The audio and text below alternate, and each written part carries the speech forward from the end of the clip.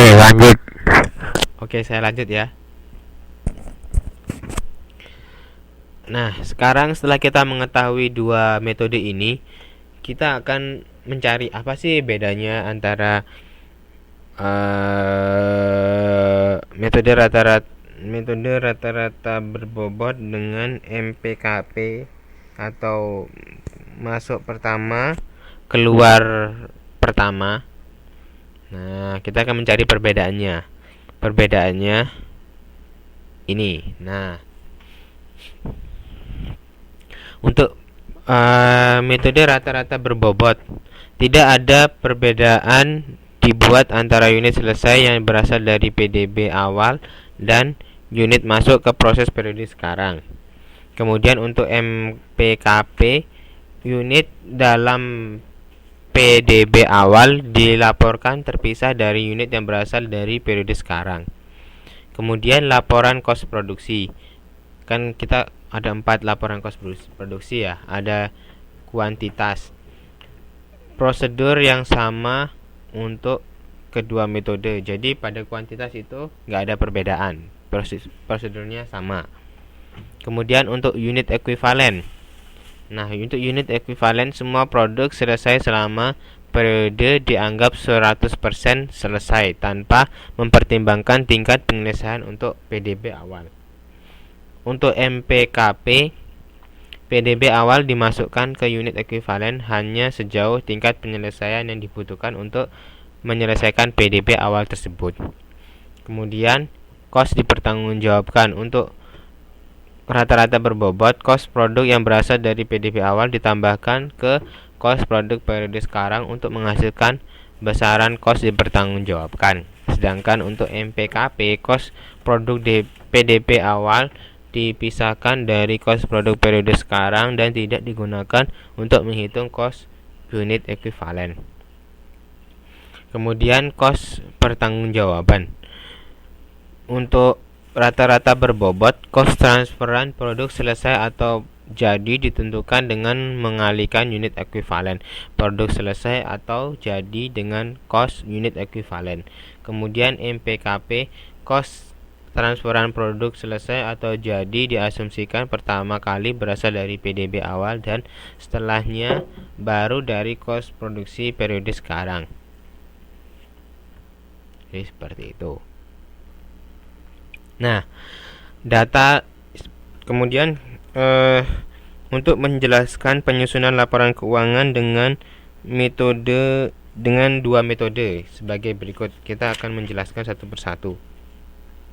Yang pertama, data produksi dan kos produksi di Departemen A dan B di PT Bulan Sabit pada bulan Oktober 2000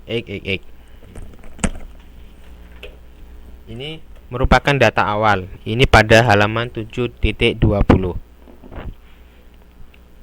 Kita ketahui untuk Departemen A sekian unit produknya. Kemudian untuk kos produksinya sekian, ditambahkan selama periode sekian.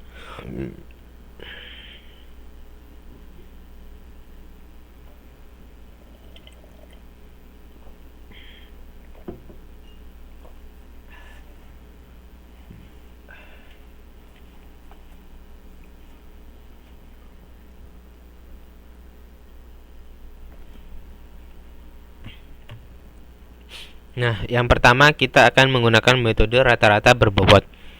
Ini untuk Departemen A.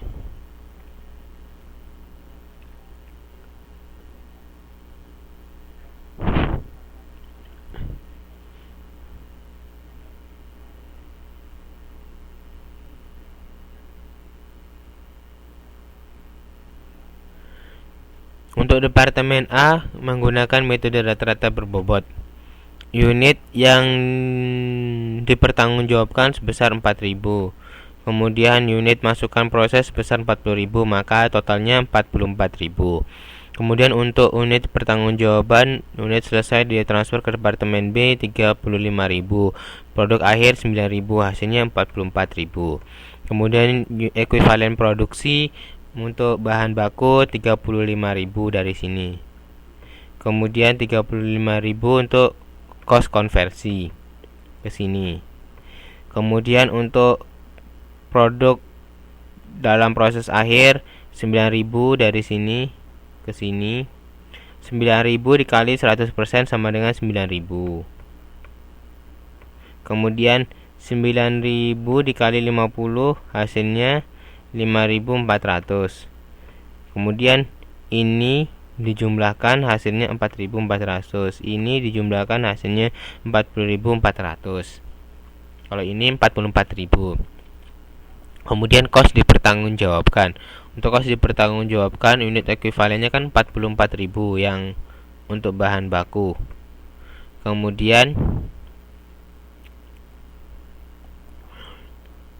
total ekuivalennya kan 44.000 untuk bahan baku. Untuk cost konversinya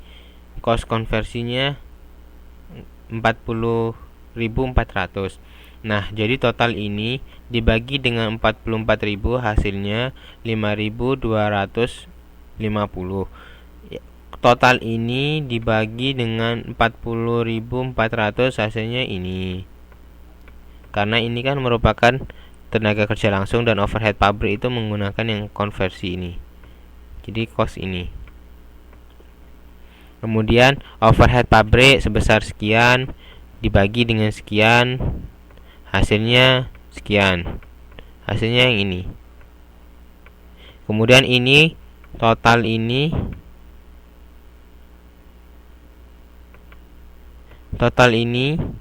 ditambahkan. Hasilnya adalah ini.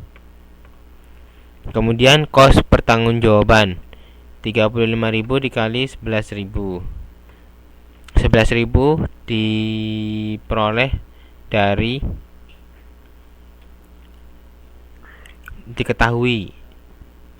diketahuinya. Kita pada halaman 720 kan 11.000.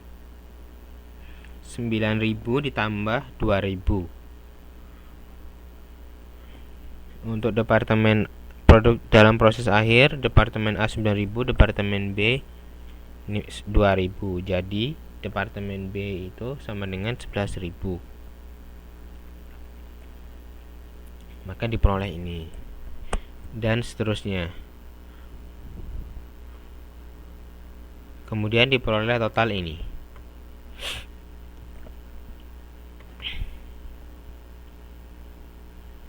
Untuk departemen B menggunakan rata-rata berbobot.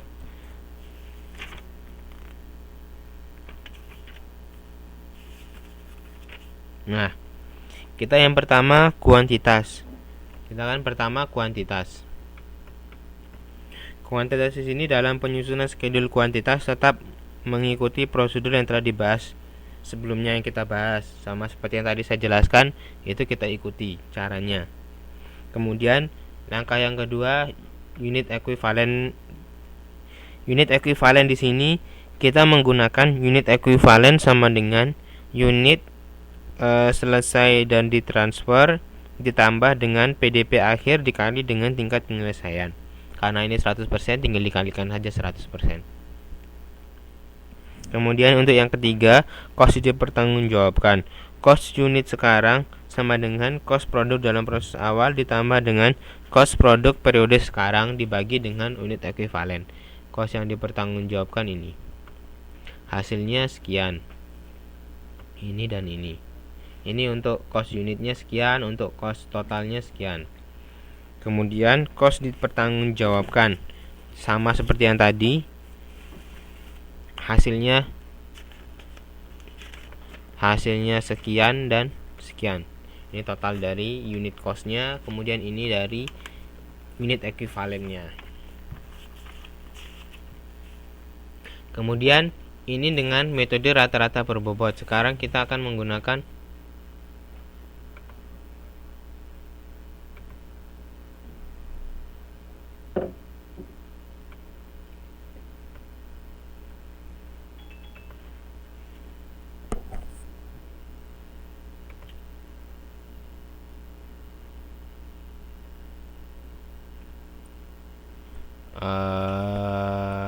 agak sedikit gangguan.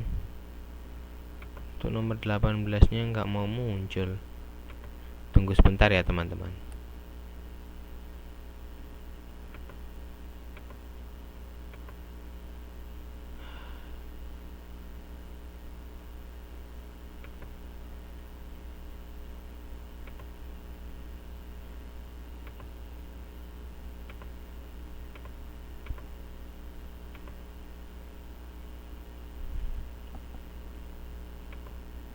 Sampai sini mungkin ada yang ingin ditanyakan dari teman-teman semua?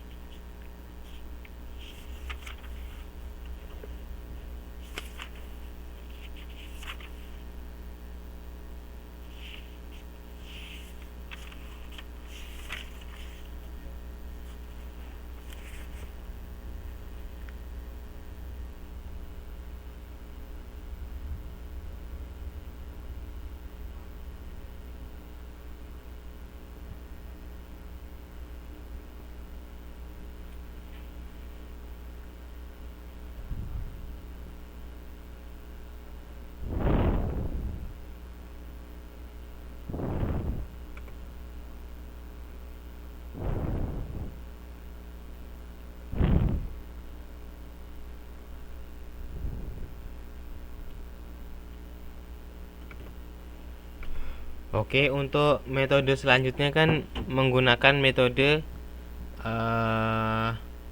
masuk pertama, keluar pertama, karena PPT saya tidak bisa muncul. Jadi nanti teman-teman caranya hampir sama dengan metode rata-rata berbobot. Caranya sama, mulai dari kuantitas, kemudian ekuivalen produksi, kemudian lanjut ke cost yang dipertanggungjawabkan, cost pertanggungjawaban. Jadi langkahnya sama, tinggal mengikuti urutannya saja.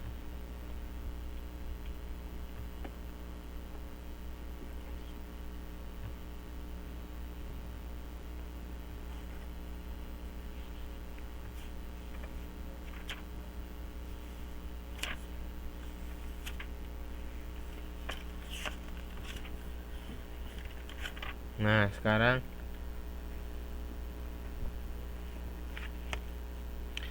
kita menggunakan metode MPKP.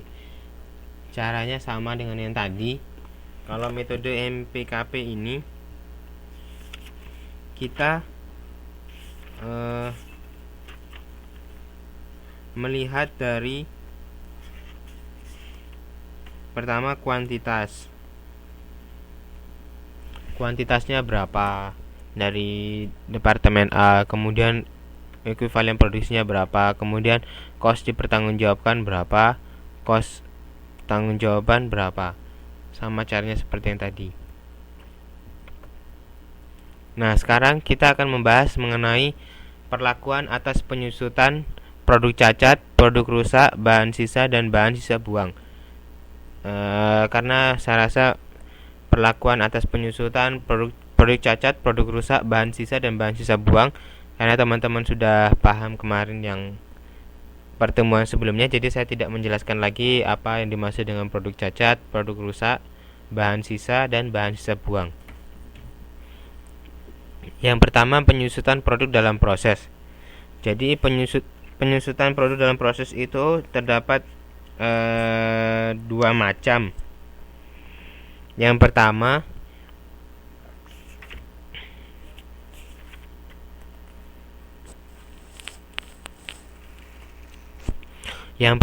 penyusutan normal. Yang kedua, penyusutan abnormal.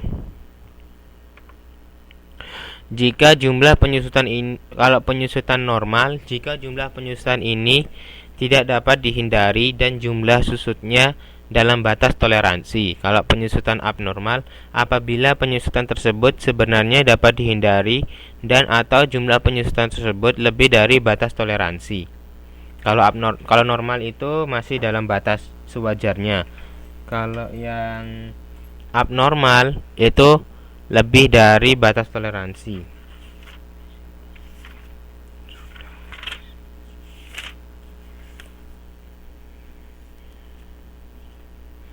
Nah, contoh dari